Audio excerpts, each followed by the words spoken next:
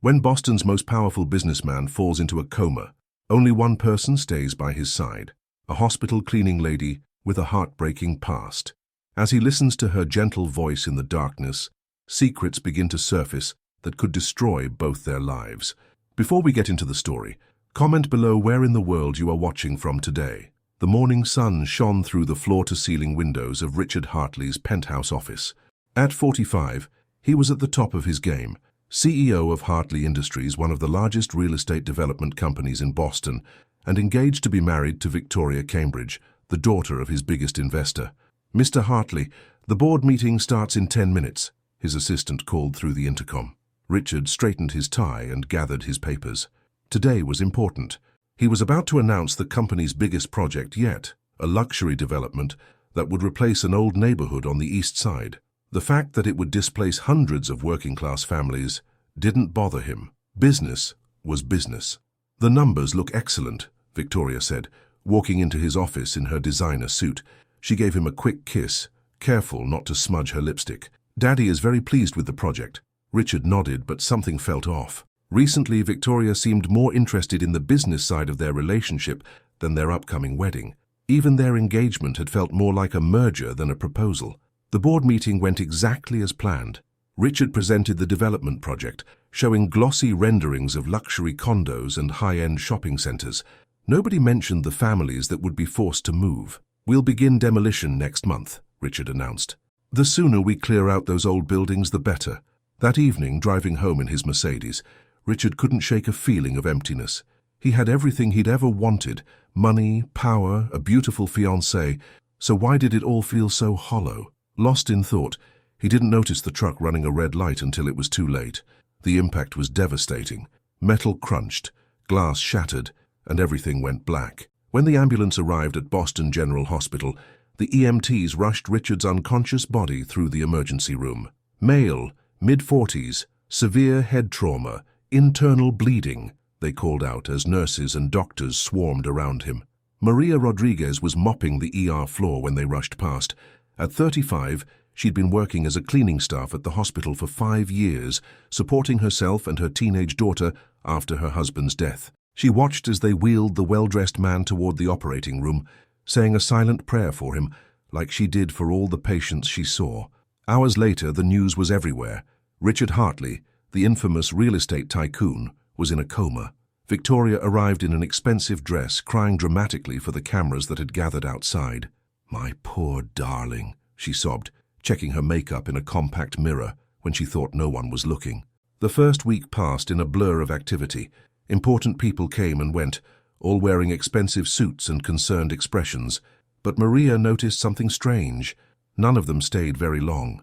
Victoria's visits became shorter and shorter, always timed perfectly for when the press was outside.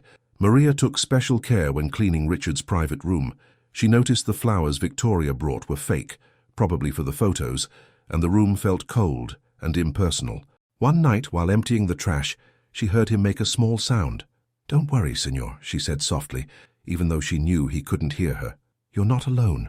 What Maria didn't know was that this simple act of kindness would be the beginning of a story that would change both their lives forever. While the world outside buzzed about Richard Hartley's empire and who would control it, something much more valuable was starting to take shape in that quiet hospital room. Meanwhile, Victoria was meeting secretly with James Hartley, Richard's younger brother.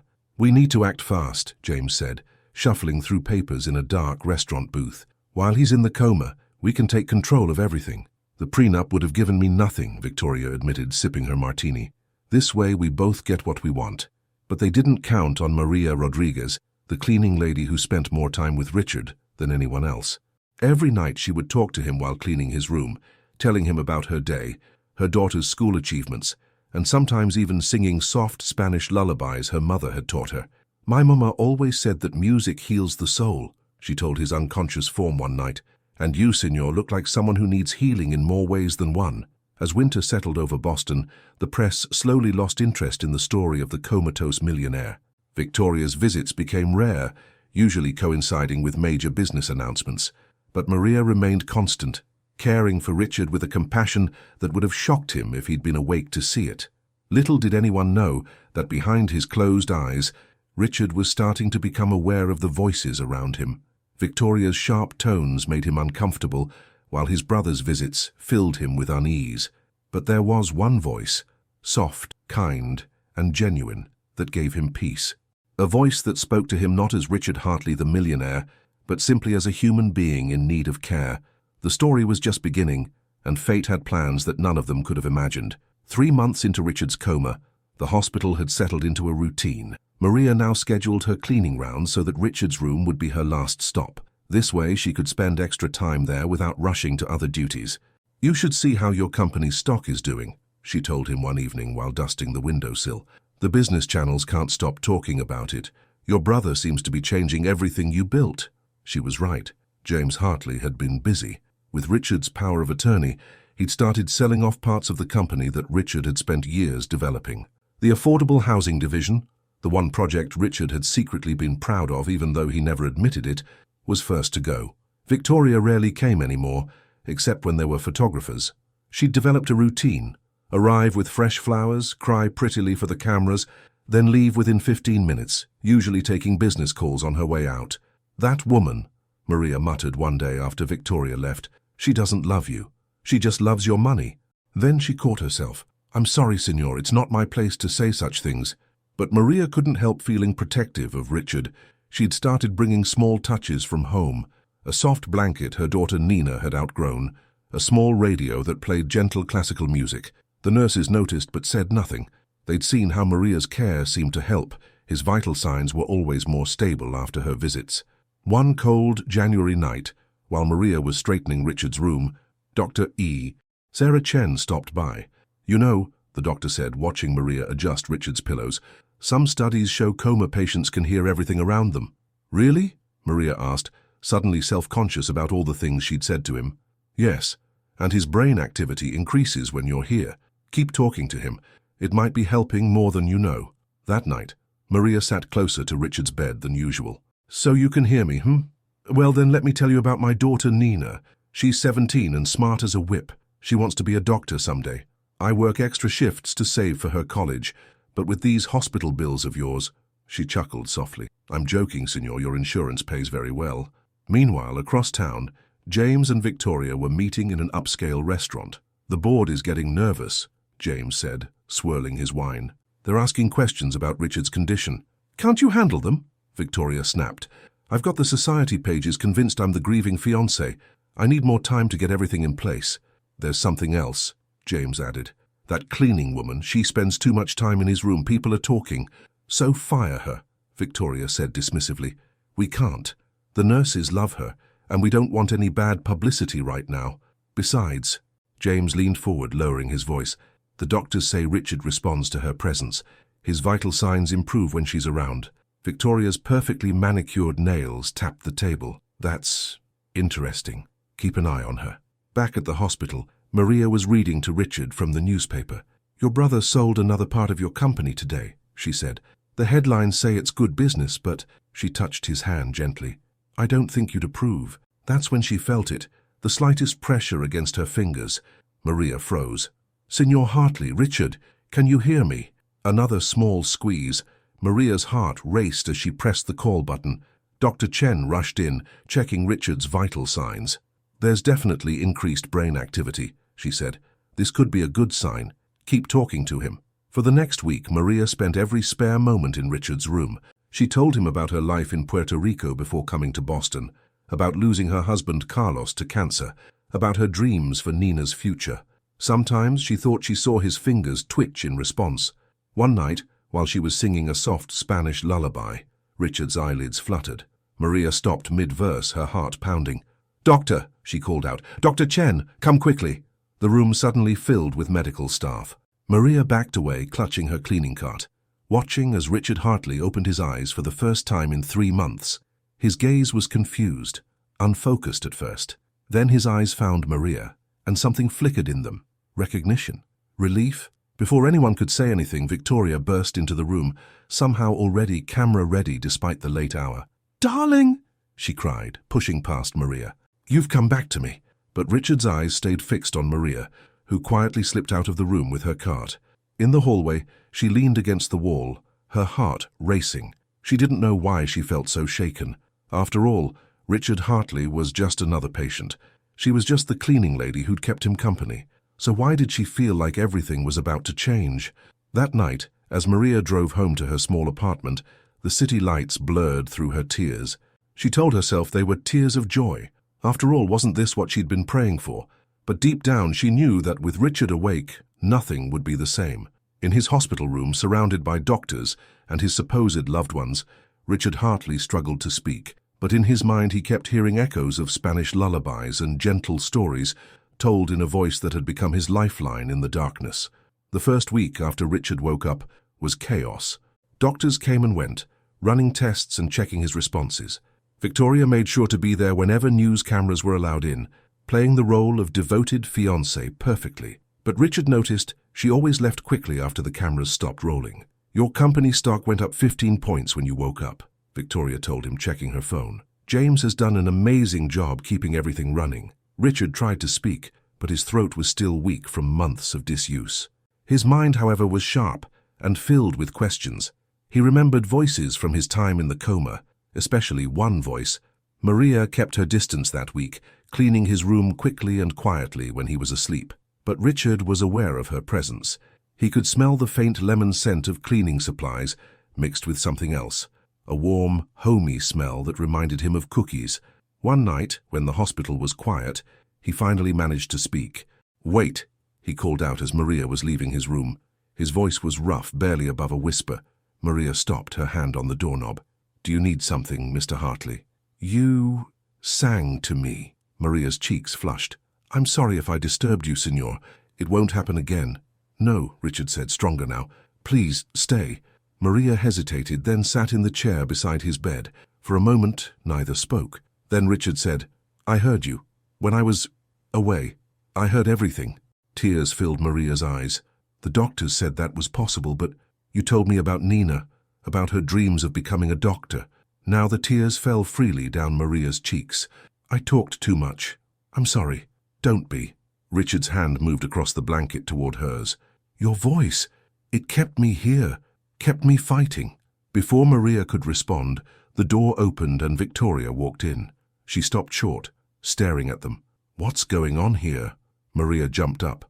"I was just finishing my cleaning, Miss Cambridge." She hurried out with her cart, not looking back. Victoria watched her go, then turned to Richard. "Darling, you shouldn't waste your energy talking to the help. You need to focus on getting better. There's so much happening with the company." But Richard wasn't listening. He was remembering all the things he'd heard while in his coma, including Victoria's conversations with James. "What happened to the affordable housing division?" he asked. Victoria's smile faltered slightly. "James had to make some difficult decisions for the good of the company. I want to see the paperwork, all of it." "But darling, you're not strong enough yet." "Now, Victoria." The next day, James arrived with a stack of documents. As Richard read through them, his face grew darker. They'd dismantled almost everything he'd built, turning his company into exactly the kind of ruthless corporation he'd tried to avoid becoming. "The board approved everything," James said smoothly. "It was all completely legal." "Legal doesn't make it right," Richard said. His voice was stronger now, anger giving it power. "Get out, both of you." After they left, Richard lay back, exhausted. A soft knock at the door made him open his eyes. Maria stood there with her cleaning cart. "I can come back later," she said. "No, please, stay." Richard shifted in his bed. "Tell me about Nina again, about her dreams." Maria sat down slowly. "She got accepted to 3 colleges already, pre-med programs, but—" She smiled sadly. "The scholarships aren't enough. I've been picking up extra shifts, but—" "Maria," Richard's hand found hers. "I heard everything while I was in the coma. Everything, including what Victoria and James were planning." Maria tried to pull her hand away, but Richard held on. "Senor Hartley." "Richard, please." "Richard, I shouldn't have said those things. It wasn't my place. You were the only one who told me the truth, the only one who saw me as a person, not a bank account." The moment was interrupted by Dr. Chen entering for evening rounds. Maria quickly stood up, but Richard didn't let go of her hand. The doctor raised an eyebrow but said nothing as she checked his vitals. Later that night, alone in his room, Richard made a decision. He pressed the call button and asked the nurse for his phone. It was time to make some calls. The next morning, Victoria arrived to find 2 security guards outside Richard's door. "What's going on?" she demanded. "Mr. Hartley's orders," one guard said.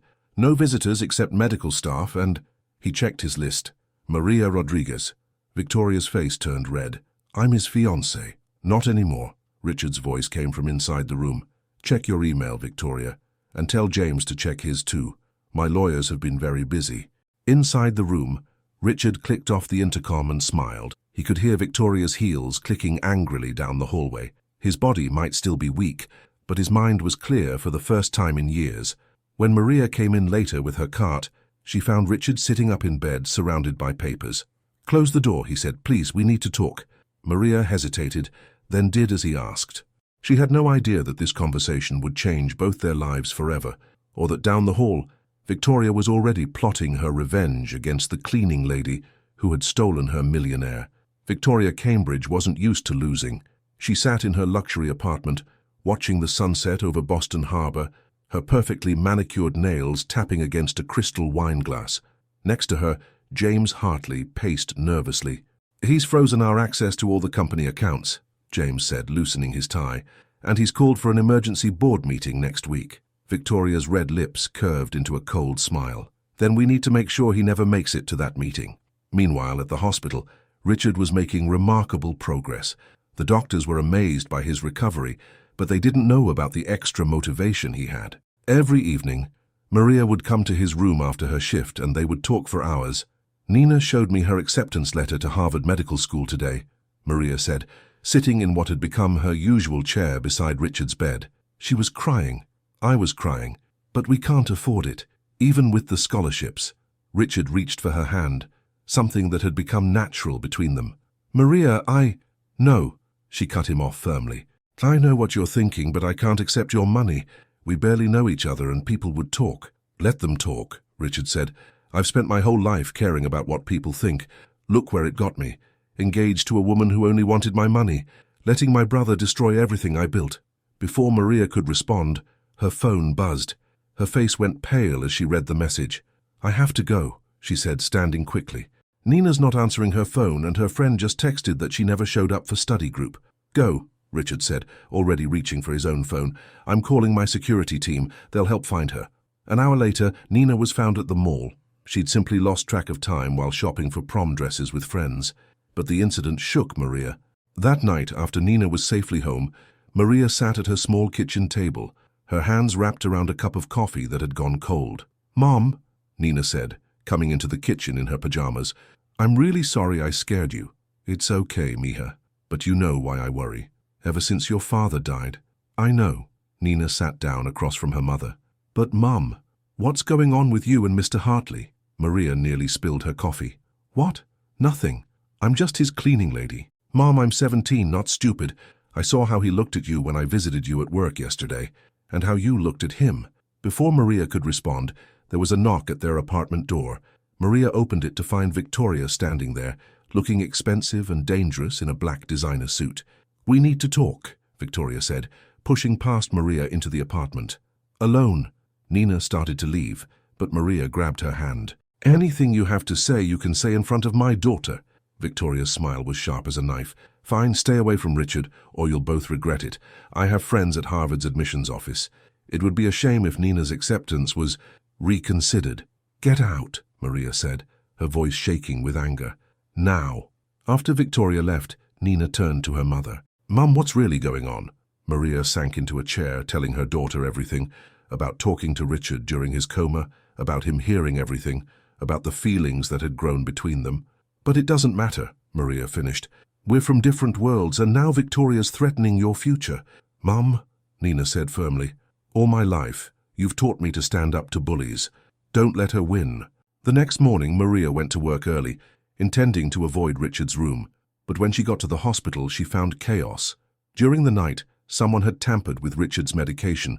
If a night nurse hadn't caught the mistake in time, Maria rushed to his room, her heart pounding. Richard was awake, looking pale but alert. When he saw her, his face lit up. "Maria," he said, reaching for her, "I was afraid Victoria's threats would keep you away. You know about that? My security team recorded everything. We're pressing charges." He patted the bed beside him. "Sit, please." We need to talk. Maria sat, aware of the nurses watching through the window. Richard, this is crazy. Look at what they're willing to do. Your brother tried to kill you. All the more reason to make things right. He took her hand. Maria, I've spent 3 months listening to your voice, learning about your heart, your dreams, your love for Nina. In the darkness, you were my light, and now that I'm awake, I'm not letting you go. But the scandal, your company, I don't care. The board meeting is tomorrow. I'm announcing a complete reorganization. The affordable housing division is coming back bigger than ever, and I want you by my side when I do it. Tears filled Maria's eyes.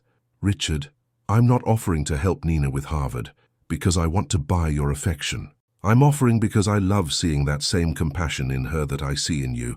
The world needs more doctors like Shilby. In the hallway, Victoria watched through the window, her face twisted with rage. She pulled out her phone. Plan A failed, she said, when James answered. Move to Plan B. And this time, don't miss. Inside the room, oblivious to the danger still lurking, Richard and Maria sat close together, their hands intertwined, talking softly about the future. But fate had more challenges in store for them, challenges that would test their love in ways they never imagined. The morning of the board meeting dawned bright and cold.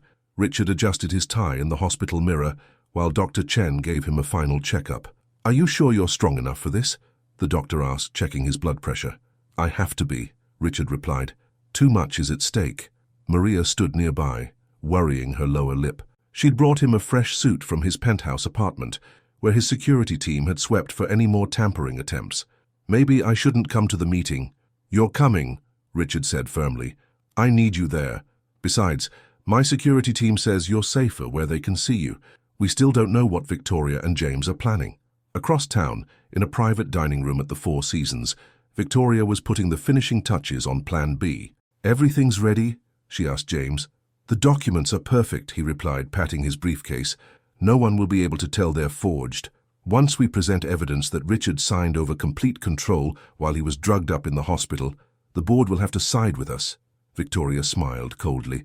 And I've got something special planned for our little cleaning lady. The Hartley Industries boardroom was on the top floor of a gleaming downtown skyscraper. As Richard's car pulled up, reporters crowded around. They'd been tipped off that something big was about to happen. Mr. Hartley, is it true you're giving control to your brother? Mr. Hartley, what about the rumors you're involved with a hospital worker? Mr. Hartley, will Victoria Cambridge still be joining the board? Richard helped Maria through the crowd, his security team forming a protective barrier around them. She felt out of place in her simple dress, but Richard had insisted she looked perfect. Inside the boardroom, the members were already seated. Their shocked expressions when Richard walked in with Maria spoke volumes. Victoria and James sat at the far end, looking confident. Before we begin, James stood up smoothly, I have some documents the board needs to see. He started passing out folders. Actually, Richard's voice was strong and clear. I have something to say first. He turned to Maria. Would you mind getting everyone some water? There should be bottles in the side cabinet. Maria went to the cabinet. As she reached for the water bottles, she heard a click. The door had locked behind her. I'm sorry, Maria, Richard called out, but I needed you safe for this part. Through the glass walls of the cabinet room, Maria watched in horror as Victoria stood up, pulling a small revolver from her designer purse. This meeting is over, Victoria announced. Richard, dear, you're going to sign one more document, then you're going to have a tragic relapse. The stress was just too much too soon. The board members sat frozen in shock. Security was outside, but the doors were reinforced. Victoria had planned well. You won't get away with this, Richard said calmly. Even if you kill me, the truth will come out. The truth? Victoria laughed. The truth is, you're a fool. You were going to throw away everything for a cleaning lady. The great Richard Hartley, brought low by a Spanish lullaby. Maria pressed against the glass, tears streaming down her face. But then she noticed something. A maintenance panel in the cabinet room ceiling. Her years of cleaning the building were about to pay off. While Victoria was focused on Richard, Maria quietly climbed up the cabinet shelves. She'd cleaned every inch of this building. She knew the maintenance tunnels ran above every room, including the boardroom. Sign the papers, Victoria was saying, waving the gun, or I'll make sure your precious Maria and her daughter never see Harvard or anything else ever again. That's when the sprinklers went off, but not water. Foam from the fire suppression system poured down, filling the room with thick white clouds. Victoria fired blindly, the shot going wide.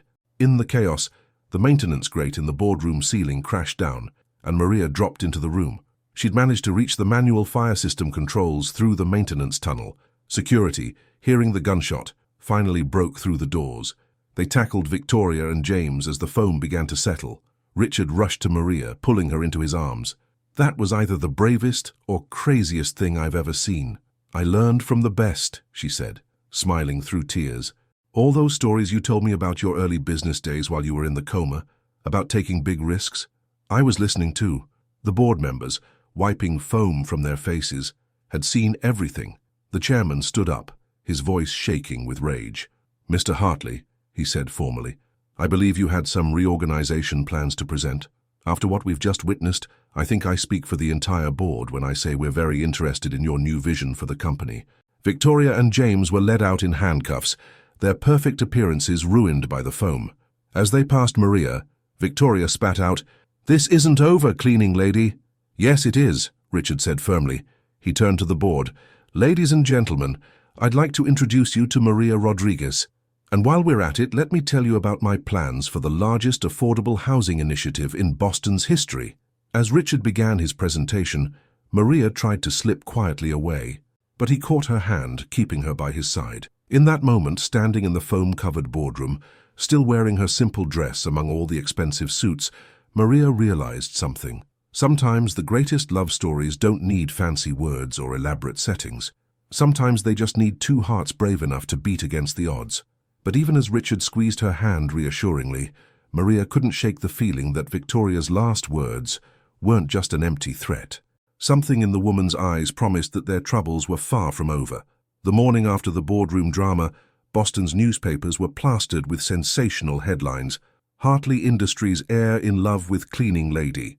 Attempted murder in boardroom. Socialite Victoria Cambridge arrested. From rags to riches, the cleaning lady who stole a billionaire's heart." Maria sat at her small kitchen table, staring at the newspapers in dismay. Reporters had been camped outside her apartment building since dawn. Nina couldn't even get to school without being photographed. "I don't care what they say about me," Maria said, her hands wrapped around a coffee mug, "but they're dragging your name through the mud too, Richard." Richard, who had insisted on coming over despite his doctor's orders to rest, reached across the table for her hand. "Let them talk. The board is behind us now. That's all that matters." But it wasn't that simple. Victoria's arrest had sparked a media frenzy. Every detail of Maria's life was being dug up and scrutinized. Her marriage to Carlos, his death, her immigration story. Nothing was private anymore. "Mom," Nina called from the living room, "you need to see this." They went to the living room where the TV was showing a news report. Victoria's mother, Eleanor Cambridge, was giving an interview from her mansion in Newport. "That woman seduced my daughter's fiancé while he was vulnerable," Eleanor declared, dabbing at her eyes with a silk handkerchief. "She's nothing but a gold digger.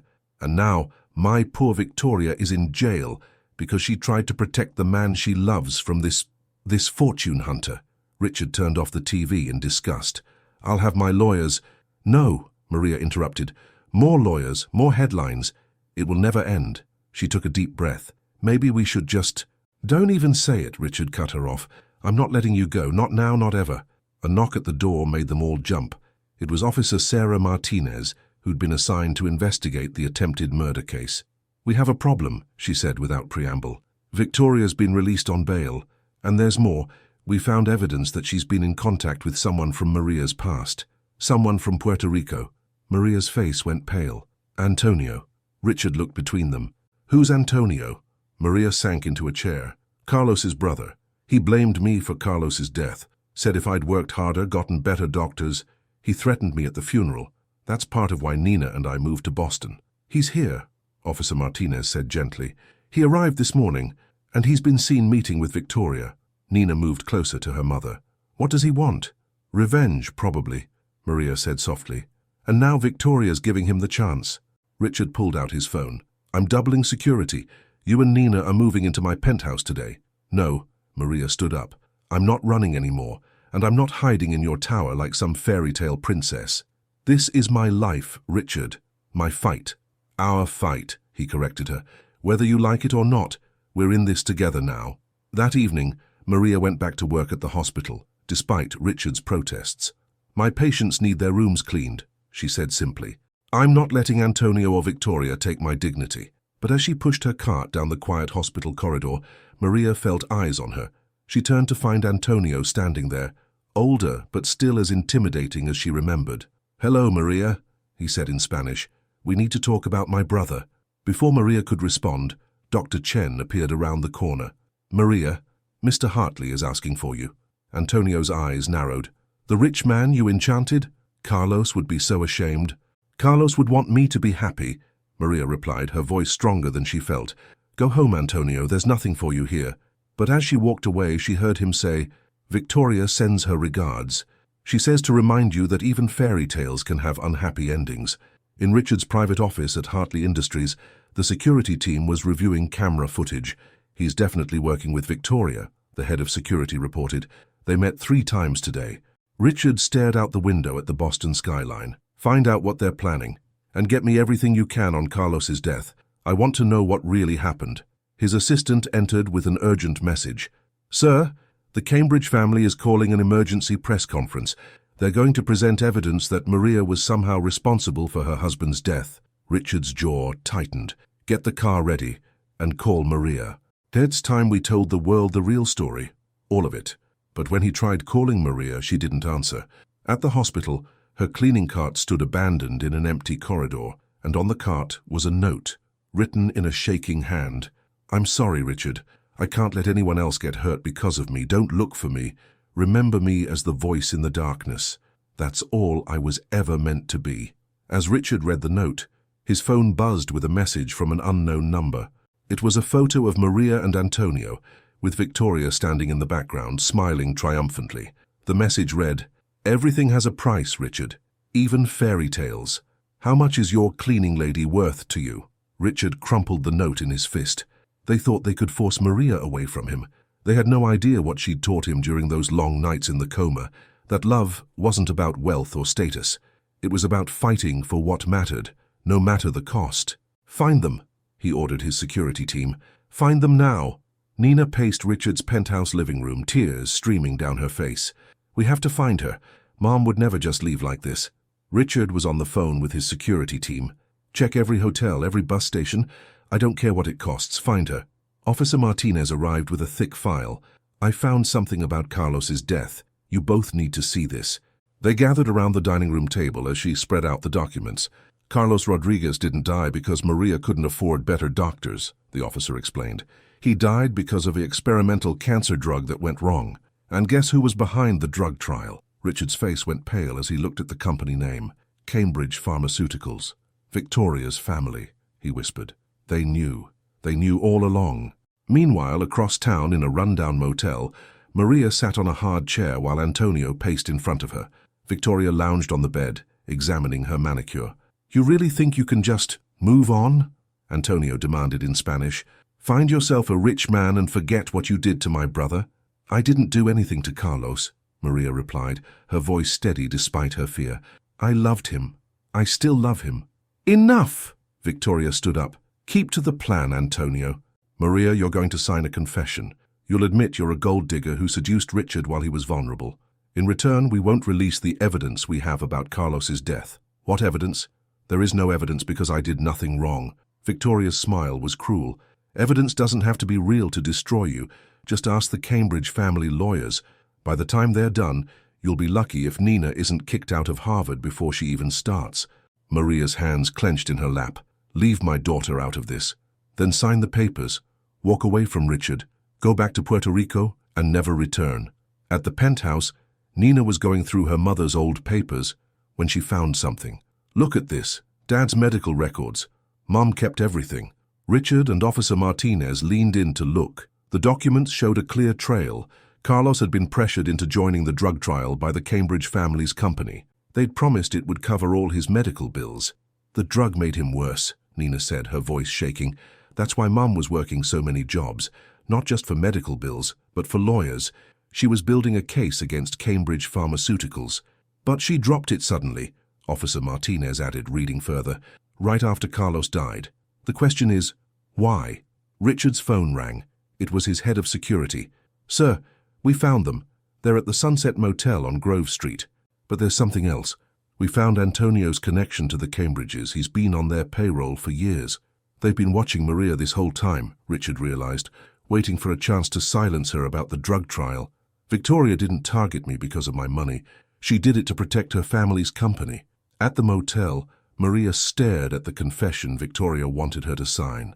Her mind went back to that terrible night 5 years ago, when Antonio had cornered her at Carlos's funeral. "Sign these papers," he'd said then, holding documents from Cambridge Pharmaceuticals. "Drop the lawsuit, or Nina will never have a future.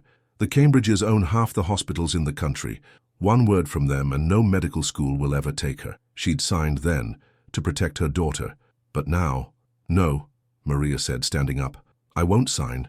Carlos wouldn't want this." He believed in the truth. Victoria's face hardened. "Antonio, take care of this. Make it look like an accident." But before Antonio could move, the door burst open. Police officers swarmed in, led by Officer Martinez. Behind them came Richard and Nina. "Mom!" Nina ran to her mother. "It's over, Victoria," Richard said. "We found the proof about Carlos's death, about the drug trial, everything." Victoria laughed. "Proof? My family has an army of lawyers. We've buried bigger scandals than this." "Not this time," Officer Martinez said, holding up her phone. "Everything you just said was recorded, and the FBI is very interested in your family's drug trials." As Victoria and Antonio were led away in handcuffs, Maria fell into Richard's arms, sobbing. "I'm sorry. I thought I could protect everyone by leaving." "We protect each other," Richard said firmly. "No more secrets. No more running." Later that night in Richard's penthouse, Maria finally told them everything. About Carlos's suffering in the drug trial, about the threats, about years of silence to protect Nina's future. "I never wanted to fall in love again," she admitted softly. "After Carlos, it hurt too much. But then you came along, lying there in that hospital bed, and somehow you saved me," Richard said. "Now let me help you get justice for Carlos." Nina hugged her mother. "Dad would want that. He always said the truth was worth fighting for." Maria looked out at the Boston skyline, thinking of how far she'd come from that scared widow who'd signed away her rights 5 years ago. "The truth is," she said, "I'm not afraid anymore, not with my family beside me." But even as Richard wrapped his arms around her and Nina, even as they celebrated their victory, none of them noticed the light blinking on Maria's phone. A message from an unknown number. "Victoria and Antonio were just the beginning. The Cambridge family doesn't forgive, and we never forget. The war wasn't over. It was just beginning." Eleanor Cambridge stood at the window of her Newport mansion, watching waves crash against the rocky shore. Behind her, a team of expensive lawyers shuffled papers nervously. "My daughter is in jail," she said coldly. "My company's stock is dropping, and somewhere in Boston, a cleaning lady is threatening to destroy everything my family has built. This ends now."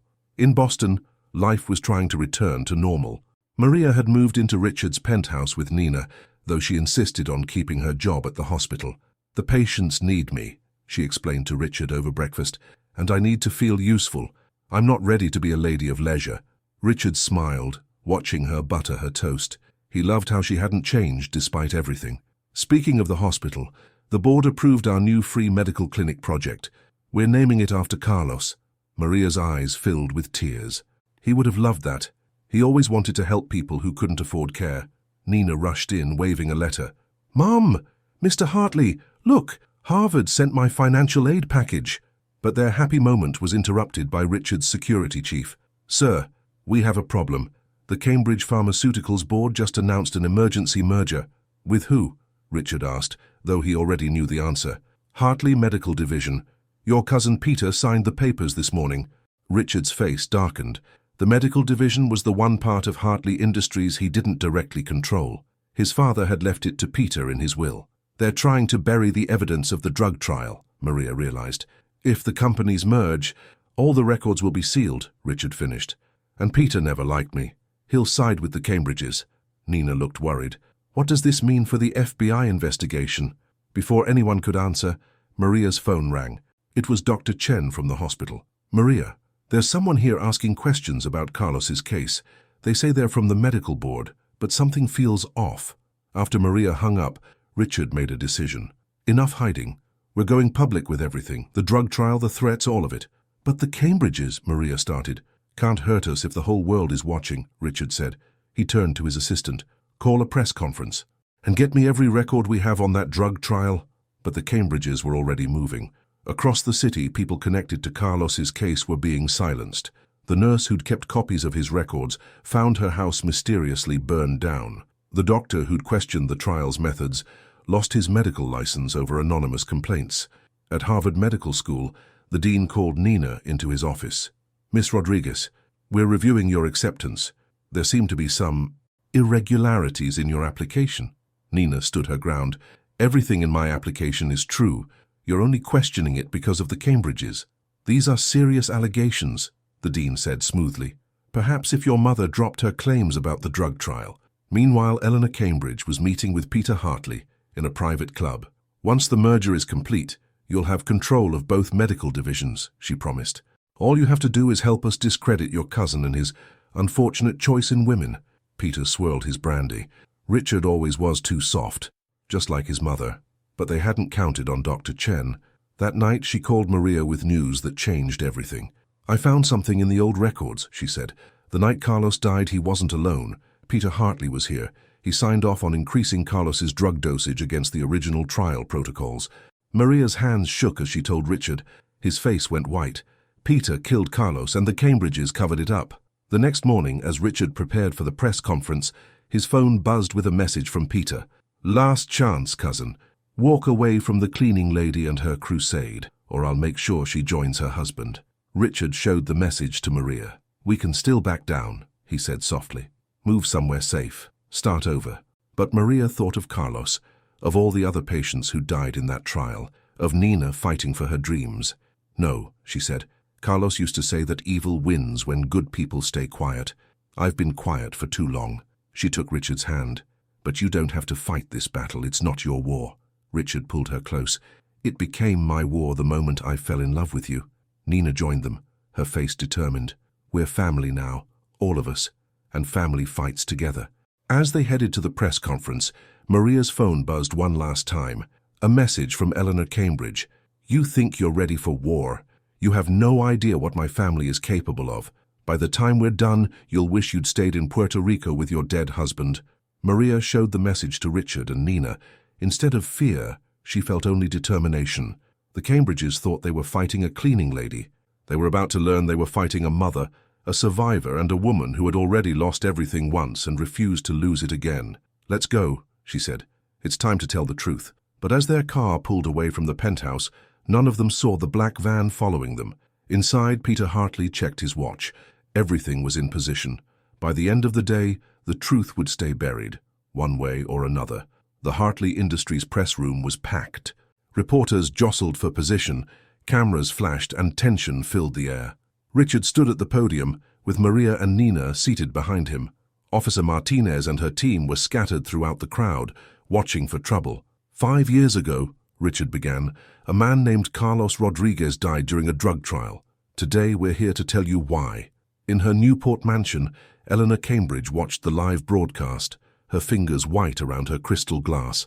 Peter, she snapped into her phone, tell me it's handled. Everything's in place, Peter Hartley replied from his position in the back of the press room. Just waiting for your signal. Richard was laying out the evidence, documents, testimonies, the trail of cover-ups that led straight to the Cambridge family door. Maria watched him with pride, but something felt wrong. The security team seemed nervous, touching their earpieces frequently.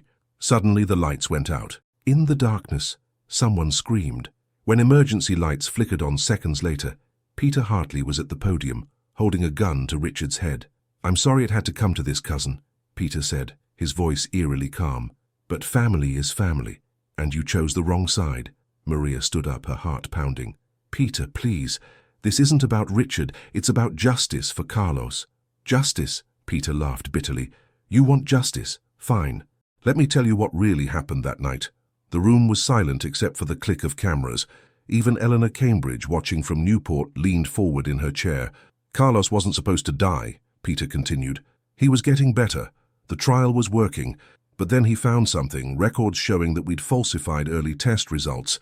He threatened to expose everything. Eleanor ordered me to handle it. Richard struggled, but Peter pressed the gun harder against his temple. So you murdered him, Richard spat. I increased his dosage, just enough to make it look natural. A tragic complication. Peter's eyes found Maria. But you knew, didn't you? That's why you kept those records. Why you wouldn't let it go. Maria's voice was steady despite her tears. I knew something was wrong. Carlos tried to tell me that last night, but he was too weak. All he could say was, Peter and Eleanor. Nina stood beside her mother. You killed my father, and now you're threatening the only other father I've known. Peter's hand trembled slightly. You don't understand. The Cambridges own me. Everything I have, everything I am. It's all because of them. No! A new voice rang out. Everyone turned to see Dr. Chen walking down the center aisle, holding a tablet. Not anymore, Peter. She held up the tablet, showing a video playing on every screen in the room. It was security footage from Carlos's hospital room the night he died. Peter was there, measuring medication with shaking hands while Eleanor Cambridge watched. I kept a copy, Dr. Chen said. I've been waiting for the right moment, for someone brave enough to stand up to them. Peter's face went pale. On every news channel carrying the press conference live, the footage played. Eleanor Cambridge's perfectly manicured fingers crushed her crystal glass. It's over, Peter, Richard said quietly. Let me help you make this right. For a moment, the room held its breath. Then Peter's hand dropped, the gun clattering to the floor. Police swarmed in, led by Officer Martinez. As they led Peter away in handcuffs, he turned back. I'm sorry, he said, looking not at Richard but at Maria. Carlos was a good man. He didn't deserve what we did to him. Maria felt Richard's arms wrap around her. Nina pressed close on her other side. On the screens above them, breaking news banners announced the arrest of Eleanor Cambridge in Newport. But their relief was short-lived. One of Richard's security team rushed up. Sir, we have a problem. Victoria's escaped custody, and she's posted a message online she's going to finish what her mother started. Richard pulled Maria closer. Where is she? That's not the worst part, the security chief said. She's gotten access to the hospital's systems. She's threatening to delete all patient records unless Maria comes alone to face her. She's at the hospital now, in Carlos's old room. Maria straightened her shoulders. Then that's where I need to be. Mom, no! Nina grabbed her arm. Listen to her, Richard pleaded. We'll find another way. But Maria cupped his face in her hands. You taught me about taking risks for what matters. Victoria wants to end this where it began, where Carlos died, where you and I found each other. Maybe it's right that it should end there too. I'm coming with you, Richard insisted. No, Maria's voice was firm. She'll hurt innocent people if I don't come alone. But I'm not the same scared widow I was 5 years ago. Carlos gave me strength. You gave me love. Nina gave me purpose. Now let me use all of that to finish this. Before they could argue further, Maria was moving through the crowd toward the exit. Behind her, she heard Nina crying, felt Richard trying to follow. But her mind was made up. As she drove to the hospital, Maria thought about all the turns her life had taken, from Puerto Rico to Boston, from Carlos to Richard, from fear to strength. Watch over me, mi amor, she whispered, thinking of Carlos. Then, touching the small object hidden in her pocket, something she'd taken from Richard's penthouse that morning, somehow knowing she'd need it, she added, and forgive me for what I have to do. The hospital loomed ahead, its windows dark in the gathering dusk. Somewhere inside, Victoria Cambridge waited with her own demons and delusions. It was time to end this story where it began, in a hospital room where love and death had danced so many times before. The hospital corridors were eerily quiet as Maria made her way to Carlos's old room. Her footsteps echoed on the tiles that she'd cleaned so many times before. Security cameras followed her movement. She knew Richard was watching, probably going crazy with worry. Victoria stood by the window, silhouetted against the setting sun. She'd changed out of her prison uniform into an expensive suit, as if dressing for one final society event. I was wondering if you'd have the courage to come, Victoria said without turning around. The great Maria Rodriguez, from cleaning lady to society sensation. Did you enjoy stealing my life? I never stole anything, Maria replied calmly. Love isn't something you can buy or own, Victoria. That's what you never understood. Victoria turned, and Maria saw the gun in her hand. Love? You want to talk about love? My mother is in jail. My family's company is ruined. Everything we built destroyed because you couldn't let go of your dead husband. Carlos was murdered by your family. He was a threat, just like you're a threat. People like you. You think you can just walk into our world, change the rules? Victoria's hand shook. I was born for this life. I earned it. By hurting people, By helping cover up murders? Maria took a step forward. That's not earning anything, Victoria. That's just being a criminal in expensive clothes. Victoria's laugh was harsh. Big words from a cleaning lady. But you're forgetting something. I have the gun. And in 10 minutes, unless I enter the code, every medical record in this hospital's system will be erased. Think of all those patients, all that suffering. You'd hurt innocent people just to punish me? I'd do anything to protect my family's legacy. Victoria raised the gun. Now you're going to sign a confession. Admit you manipulated Richard, that you made up everything about the drug trial. Do that, and maybe I'll spare the hospital records. Maria reached slowly into her pocket. Victoria tensed, but instead of a weapon, Maria pulled out a small voice recorder. What's that supposed to be? Insurance, Maria said softly. I've been recording since I walked in. Every word, every threat. But that's not all. She nodded toward the window. Look outside. Victoria turned slightly, keeping the gun trained on Maria. Police cars surrounded the hospital, their lights flashing in the dusk. You really think I came alone? Maria asked. The security cameras are working. The FBI is watching everything. And that code you're threatening us with, it won't work. Dr. Chen already secured the system. You're lying. Am I? Check your phone, Victoria. Look at the news. Victoria's free hand fumbled for her phone. Breaking news headlines flashed. Cambridge pharmaceutical records seized. FBI raids Newport Mansion. Full drug trial evidence recovered. No, Victoria whispered. No. It's over, Maria said gently. Your mother confessed everything. Peter gave them all the records. The truth is out. I can still kill you. Victoria raised the gun higher. And then what? More prison time? More shame for your family? Maria stepped closer. I know about shame, Victoria. About loss. When Carlos died, I wanted to die too. But he taught me something. Love is stronger than hate. Always. Victoria's hand trembled. You don't understand. I can't lose everything. You haven't lost everything. You can still do the right thing.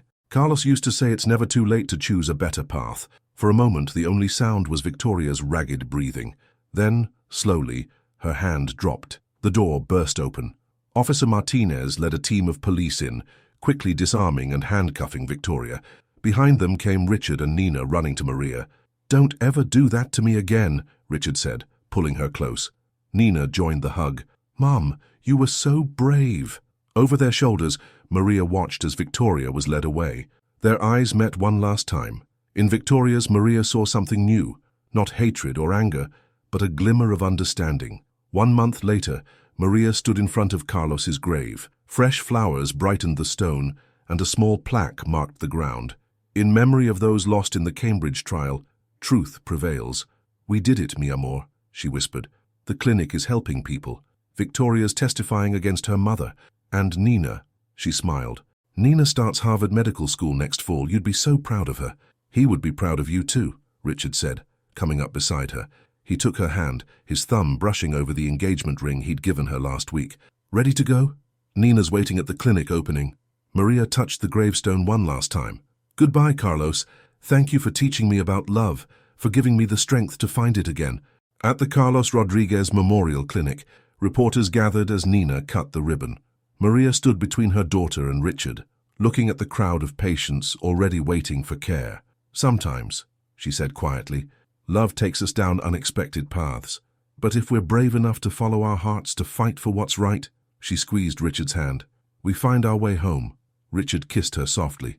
Speaking of home, we should finish moving your things to the penthouse. Unless you still want to keep your apartment. Maria laughed. No more hiding, no more playing it safe. Carlos taught me to live fully. You taught me to love again. Now it's time for our happy ending. Not an ending, Nina corrected, joining them. Just a new chapter. As the sun set over Boston, Maria looked at her family, the daughter who carried Carlos's strength, the man who'd found her heart in darkness, and all the possibilities ahead. Second chances, she realized, weren't about forgetting the past. They were about having the courage to embrace the future, and her future, at last, was full of light. In her prison cell, Victoria Cambridge watched the clinic opening on TV. Slowly, she pulled out a notebook and began to write, Dear Maria, you were right about one thing. It's never too late to choose a better path. But that's another story, for another time. The end.